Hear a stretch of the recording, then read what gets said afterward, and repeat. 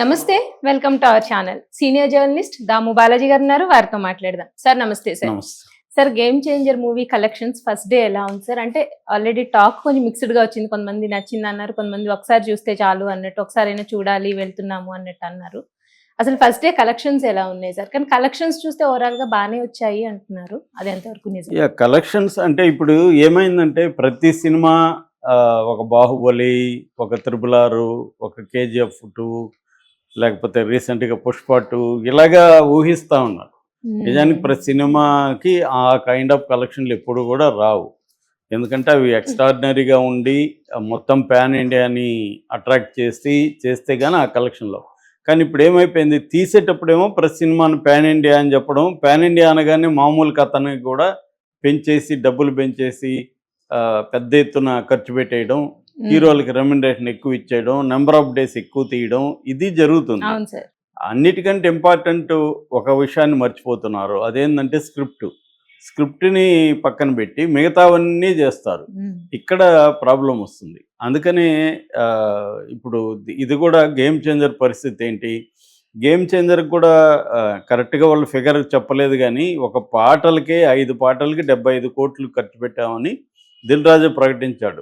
పాటలకే 75 కోట్లు ఖర్చు పెడితే ఇంకా మిగతా సినిమా రెమ్యునరేషన్లు ఇవన్నీ కలుపుకుంటే ఖచ్చితంగా 400 నుంచి 450 కోట్ల బడ్జెట్ అయిండే ఆస్కారం ఉంది. ఎందుకంటే 3 ఏళ్ళు తీశారు, దాని మిగతా ఖర్చులు కూడా పెట్టారు, హెలికాప్టర్లు వాడారు, ఇవన్నీ కూడా జరిగాయి, విదేశాలకు వెళ్ళారు. సో మేజర్ రెమ్యునరేషన్లకే వెళ్ళిపోయి ఉంటాయి. సో ఈ స్థాయిలో ఖర్చు పెట్టి తీసినప్పుడు దానికి పాన్ ఇండియా లెవెల్లో ఫస్ట్ ఓపెనింగ్స్ రావాలంటే బజ్ క్రియేట్ అవ్వాలి, హైప్ చేయాలి. అందుకనే రాజమౌళిని చూసి ఇప్పుడు అందరూ కూడా నేర్చుకుంటారు. చివరికి మణిరత్నం లాంటి వాళ్ళు కూడా రాజమౌళిని గురువుగా భావిస్తున్నారు ఈ విషయంలో, మార్కెటింగ్ విషయంలో. అంటే సినిమా అనేది ఒక ప్రోడక్ట్, ఈ ప్రోడక్ట్ని దాన్ని అర్థం చేసుకొని దీనికి ప్రతి ప్రోడక్ట్కి కొన్ని క్యారెక్టరిస్టిక్స్ ఉంటాయి, అంటే కొన్ని రకాల లక్షణాలు ఉంటాయి. ఆ లక్షణాలని ఎట్లా ఫోకస్ చేయాలి, అట్లాగే ఆ ప్రోడక్ట్ని కన్జ్యూమర్స్ ఉంటారు. ఇప్పుడు ప్రేక్షకులందరూ కన్జ్యూమర్స్, సినిమా ఒక ప్రోడక్ట్, దీన్ని ఎలా తీసుకుని వెళ్ళి ప్రేక్షకులకి చూపించాలి అంటే ఆ ప్రోడక్ట్ని మనం ఇమ్మీడియట్గా వాడాలి. ఇప్పుడు ఐఫోన్ ఉంది, ఐఫోన్ కొత్త వెర్షన్ మీద అని ముందుగా ఒక హైప్ క్రియేట్ అవుతుంది. అవి అంట ఏఐ వచ్చిందంట, అదంట. అందరికీ ఏంటంటే మనం ఐఫోన్ లేటెస్ట్ వెర్షన్ 16 వచ్చింది, కొత్తది 16 వాడాలి అన్న ఫీలింగ్ తెప్పించాలి. అది దొరకట్లేదంట, దానికి ఇదంట, 1 మంత్ బుక్ చేసుకోవాలంటే రకరకాల.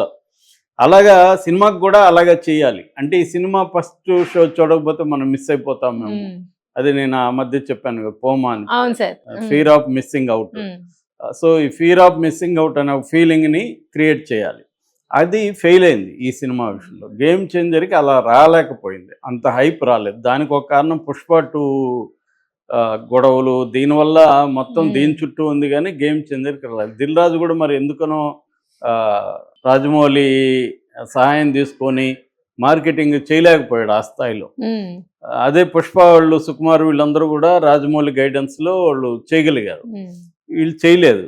అందుకనే అది ఓన్లీ ఆంధ్రప్రదేశ్లో ఒక రిలీజ్ ఫంక్షన్ పెట్టారు తప్ప హైదరాబాద్లో కానీ చెన్నైలో కానీ మిగతా చోట్ల పెట్టలేదు.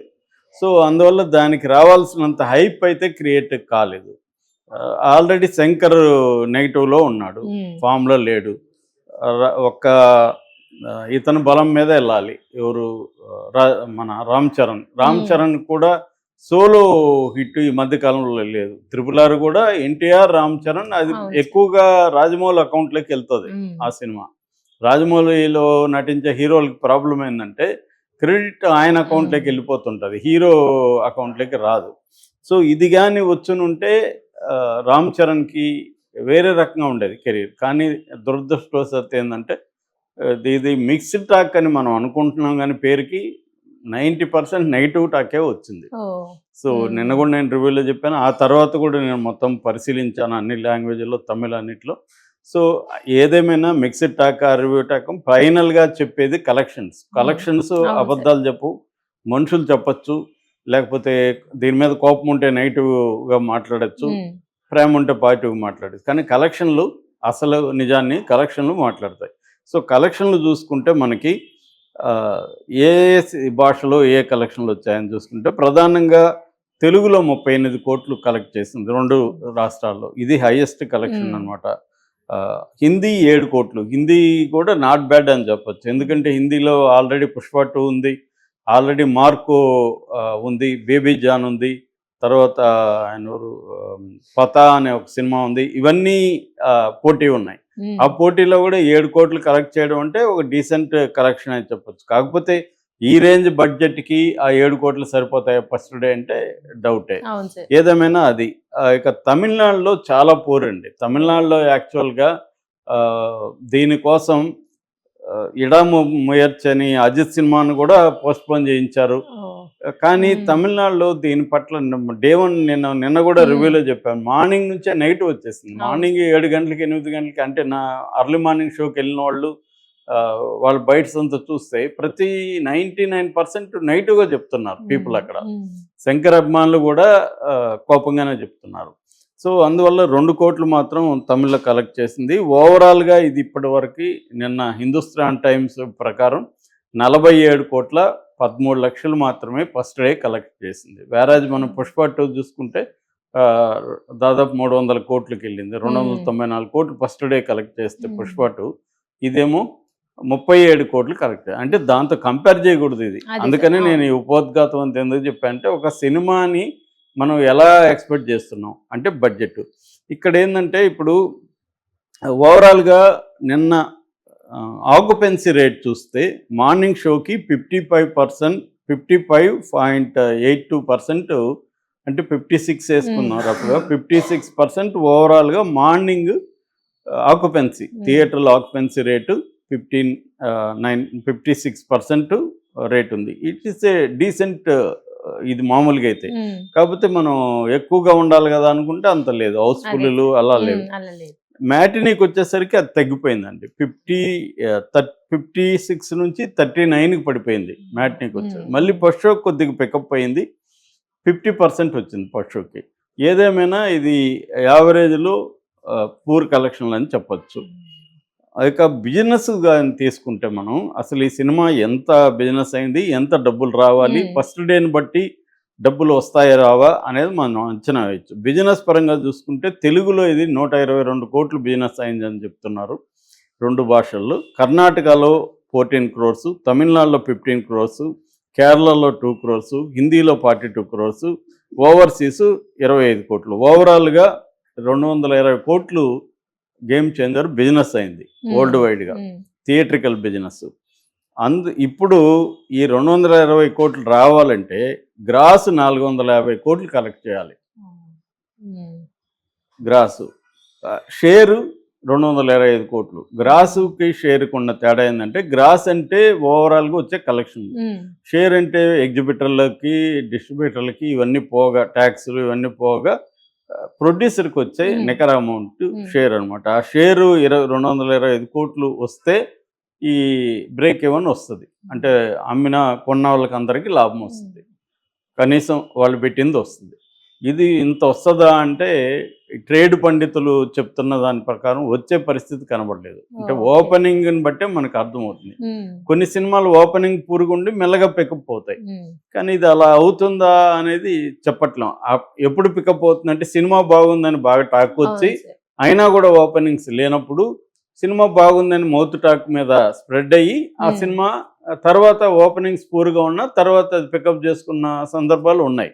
కానీ ఇది సినిమా బాగుందని ఎవరు చెప్పట్లేదు. కొంతమంది ఫ్యాన్స్ వీళ్ళు మాత్రమే పర్వాలేదు అంటున్నారు, కానీ వాళ్ళు కూడా ఎక్స్ట్రాడినరీ ఫ్యాన్స్ కూడా పండగ చేసుకున్న ఇది కనబడలేదు.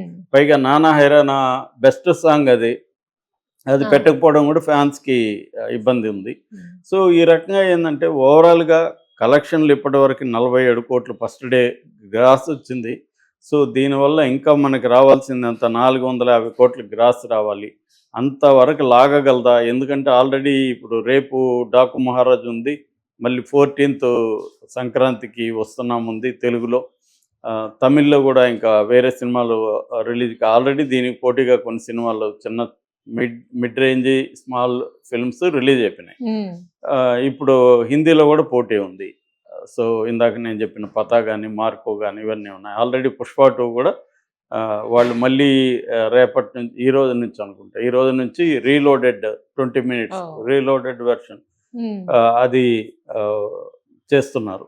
కాబట్టి ఆ, ఈ సినిమాకి దిల్ రాజుకి ఇబ్బంది అని చెప్పచ్చండి. ఈ సినిమా కలెక్షన్లు మాత్రం దిల్ రాజుకి కష్టమే. ఇది దిల్ రాజుకి తెలిసే డాకుని సంక్రాంతికి వస్తున్నాం కూడా ముందుకు తీసుకొచ్చాడు అని కూడా వార్తలు వస్తున్నాయి. అంటే నిజంగా దిల్ రాజు ఆయన 50వ సినిమా ఇది. 50 సినిమాలు తీసిన సక్సెస్ఫుల్ ప్రొడ్యూసర్కి సినిమా చూస్తే చెప్పలేడు ఆయన.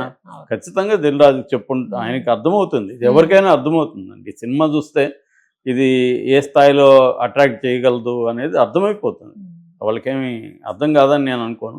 అందుకనే ఆయన సొంత సినిమా సంక్రాంతిని కూడా తీసుకొచ్చుకున్నాడు జాగ్రత్తగా.